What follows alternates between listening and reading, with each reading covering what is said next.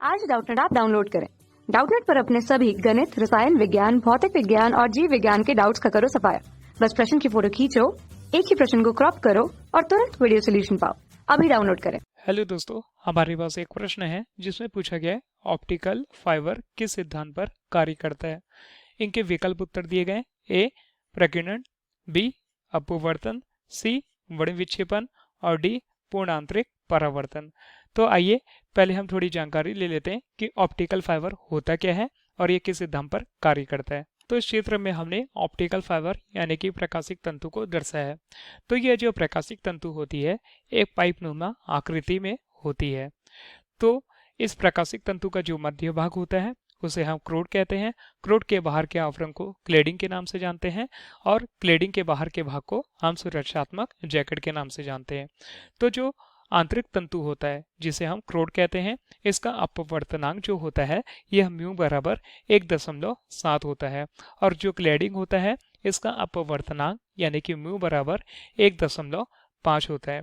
तो यह जो प्रकाशिक तंतु होता है यह एक ऐसी युक्ति होती है जो पूर्ण आंतरिक परावर्तन पर आधारित सिद्धांत पर कार्य करती है, जिसके सहायता से सिग्नल को उसी तीव्रता के साथ टेढ़े मेढ़े मार्ग से अल्प दूरी या लंबी दूरी तक ले जाया जा सकता है।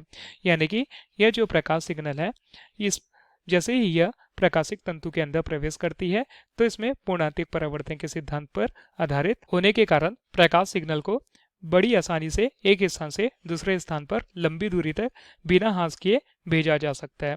तो इस प्रकार हम बोल सकते हैं जो ऑप्टिकल फाइबर होता है यह किस सिद्धांत पर कार्य करता है। तो हमारा विकल्प होगा पूर्ण आंतरिक परावर्तन के सिद्धांत पर कार्य करता है।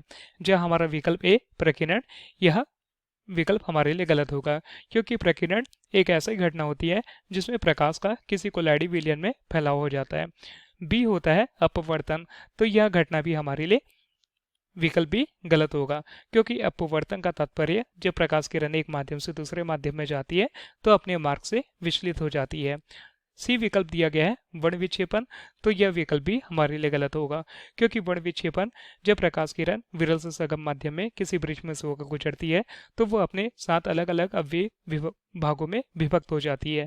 उस घटना को प्रकाश का वर्ण विक्षेपण कहते हैं। तो हमने जाना कि ऑप्टिकल फाइबर किस सिद्धांत पर कार्य करता है। ऑप्टिकल फाइबर प्रकाश के पूर्ण आंतरिक परावर्तन के सिद्धांत पर कार्य करता है। यह हमारा उत्तर है। धन्यवाद। कक्षा 6वीं से 12वीं से लेकर नीट, IIT, JEE वो एडवांस के लेवल तक 1 करोड़ से ज्यादा छात्रों का भरोसा। आज ही डाउनलोड करें डाउटनेट ऐप या व्हाट्सएप करें अपने सारे डाउट्स 8400 400 400 पर।